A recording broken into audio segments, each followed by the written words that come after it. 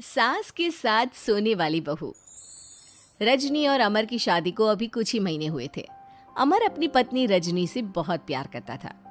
शुरू के कुछ दिन तो सब कुछ ठीक ठाक चलता रहा, लेकिन फिर छोटी छोटी बातों पर अमर और रजनी का झगड़ा होने लगा। अरे, तुमने फिर से गीला टॉवेल बेड पर डाल दिया। कितनी बार तुमसे कहा है कि सारा बेड गीला हो जाता है। अरे गुस्सा क्यों कर रही हो? गलती हो गई मुझसे, अगली बार ध्यान रखूंगा। बस हर बार पर बस यही कह के चल देते हो। सारा दिन सफाई तो मुझे करनी पड़ती है ना। देखो रजनी, इस तरह नाराज मत हो। मैंने कहा ना, मैं ध्यान रखूंगा आगे से। और फिर रात के वक्त रजनी अपना बिस्तर उठाकर बेडरूम से बाहर जाने लगती है। अरे क्या हुआ रजनी? सुबह वाली बात पर अभी तक नाराज हो क्या? नहीं, ऐसी कोई बात नहीं है। तो फिर तुम अपना बिस्तर लेकर कहाँ जा रही हो? मैं मम्मी जी के कमरे में सोने जा रही हूँ। मम्मी जी अकेली है ना। अरे कैसी बात करती हो रजनी? शादी के बाद लड़कियां अपने पति के पास अपने बेडरूम में सोती हैं। सास के पास कौन सोता है? मैंने कहा ना, मेरा मन कर रहा है इसलिए मैं मम्मी जी के पास सोने जा रही हूँ। अरे रजनी, मेरी बात तो सुनो यार। मेरा भी तो मन करता है ना तुमसे प्यार करने का, तुम्हारे साथ रहने का। ऑफिस से थका हारा आया हूँ और तुम मम्मी जी के पास सोने जा रही हो। देखो, मुझे आज अपनी सास के पास सोने का मन है और मैं जा रही हूँ। इतना कहकर रजनी अपनी सास के साथ सोने के लिए उनके कमरे में चली जाती है। रजनी बेटा, तुम यहाँ? मम्मी जी, क्या मैं आपके पास सो सकती हूँ? हाँ हाँ बेटा, क्यों नहीं, क्यों नहीं, बिल्कुल सो सकती हो। लेकिन सब ठीक तो है ना? अमर के साथ झगड़ा हुआ है क्या? नहीं नहीं मम्मी जी, मैं रोज़ रोज़ इनके साथ उस कमरे में सोकर बोर हो चुकी हूँ। थोड़ा सा चेंज हो जाएगा इसलिए आपके पास सो जाती हूँ। आपको कोई ऐतराज़ हो तो बता दीजिए। अरे नहीं नहीं बेटा, ऐसी कोई बात नहीं, सो जाओ। और फिर अगले दिन। अमर बेटा, तुम्हारा रजनी के साथ कोई झगड़ा हुआ है क्या? नहीं तो मम्मी, ऐसे तो कोई बात नहीं है। क्यों, क्या हुआ? अरे वो कल रात मेरे कमरे में सोने आ गई थी तो मुझे लगा सब ठीक तो है ना बेटा? नहीं मम्मी जी, वो ऐसे ही बस उसका मन किया होगा। कह रही थी कि मम्मी अकेली है इसलिए आपकी चिंता हो रही थी। पर अगली रात को फिर से रजनी अपना बिस्तर उठाकर सास के कमरे में पहुंच जाती है। रजनी बेटा, आज फिर से मेरे पास सोने आ गई। मम्मी जी, आपको मेरा अपने पास आना अच्छा नहीं लगता? अगर ऐसी बात है तो मैं बाहर ड्राइंग रूम में चली जाती हूँ। अरे नहीं नहीं बेटा, ऐसा कुछ नहीं है। पर अमर अपने कमरे में अकेला होगा ना? अरे तो वो कौन से 6 महीने के छोटे दूध पीते बच्चे हैं, उनको डर थोड़ी ना लगता है। इतने बड़े हो गए हैं, 1-2 दिन अकेले सो लेंगे तो कुछ बिगड़ नहीं जाएगा। और इस तरह फिर तो ये रोज की बात हो गई। रजनी रोज अपना बिस्तर उठाती, अपनी सास के पास आकर सो जाती। सास उससे कुछ इसलिए नहीं कहती है क्योंकि उसे लगता है कि बहू बुरा मान जाएगी। एक दिन सुबह सुबह, माँ मेरे लिए चाय बना दो, ऑफिस जाने का टाइम हो रहा है। अरे बेटा, तो रजनी से क्यों नहीं कह देते? मुझे उससे बात करने का बिल्कुल भी मन नहीं है।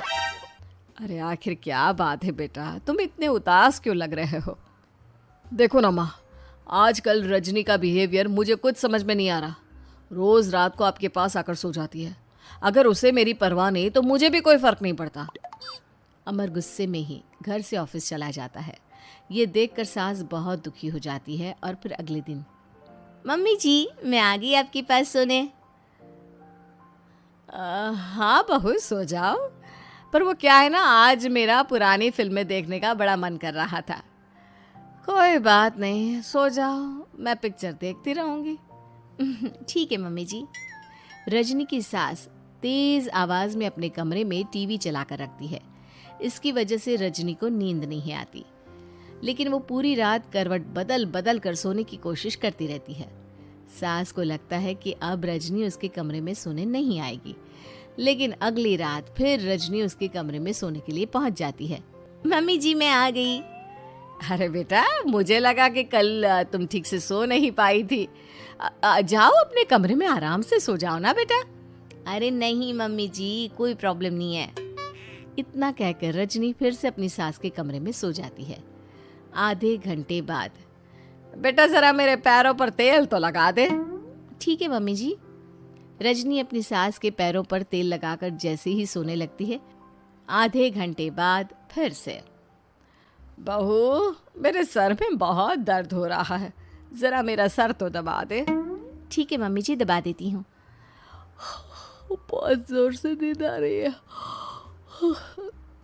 अपनी सास का सर दबाकर रजनी फिर से सोने की कोशिश करती है, पर आधे घंटे बाद फिर से। अरे बहू, बड़ी जोर से प्यास लगी है बेटा, जरा किचन से पानी तो लेकर आ। अरे मम्मी जी, जैसे ही नींद आने लगती है कुछ मांग लेती है। रजनी चुपचाप जाकर किचन से पानी लेकर आती है। इस तरह रजनी की सास पूरी रात हर आधे आधे घंटे पर उसे किसी न किसी बहाने से जगाती रहती है। रजनी परेशान हो जाती है। सास को लगता है कि इस बार वो उसके कमरे में सोने के लिए बिल्कुल नहीं आएगी, लेकिन अगली रात फिर से रजनी वहाँ पहुँच जाती है। मम्मी जी, आज मैंने आपकी दवाई, पानी सब कुछ लाकर रख दिया है। अब आप प्लीज़ चुपचाप सो जाइएगा और मुझे भी सोने दीजिएगा। देखिए, 2 रातों से ना मैं सो ही नहीं पाई हूँ। अच्छा ठीक है बेटा, सो जा। थोड़ी देर के बाद रजनी की सास बहुत ज़ोर ज़ोर से खर्राटे लेना शुरू करती है। खर्राटे इतने तेज़ होते हैं कि रजनी के कानों में दर्द होने लगता है। हे भगवान, मम्मी जी को क्या हो गया है? क्या करूँ, कहाँ जाऊँ मैं? परेशान होकर रजनी वापस अपने कमरे में जाती है। रजनी, आज तो बहुत दिनों के बाद अपने बेडरूम में सोने आई हो। आ जाओ। वैसे भी तुम्हारे बिना मेरा मन नहीं लगता। क्या करती, तुम्हारी मम्मी के खर्राटों ने तो मेरी नींद उड़ा कर रखी है।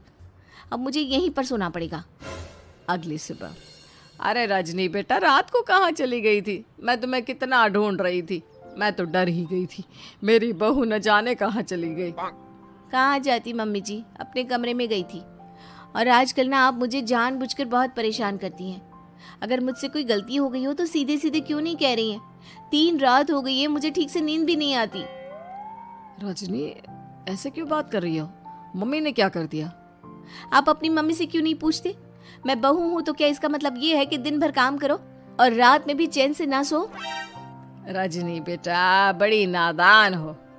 इसीलिए तो जानबूझकर मैं ये सब कर रही थी, ताकि तुम अपने पति के पास जाकर अपने बेडरूम में सो जाओ। शादी को सिर्फ 6 महीने हुए हैं और तुमने मेरे कमरे में आकर सोना शुरू कर दिया। यह तुम्हारी शादीशुदा जिंदगी के लिए अच्छी बात थोड़ी ना है बेटा। मम्मी, तो क्या आपने जानबूझकर ये सब किया था रजनी को समझाने के लिए? अरे तो और क्या करती? दुनिया की पहली बहू है ये, जो पति को छोड़कर सास के साथ सोने चली थी। इसीलिए मुझे इसके लिए थोड़ा बुरा बनना पड़ा।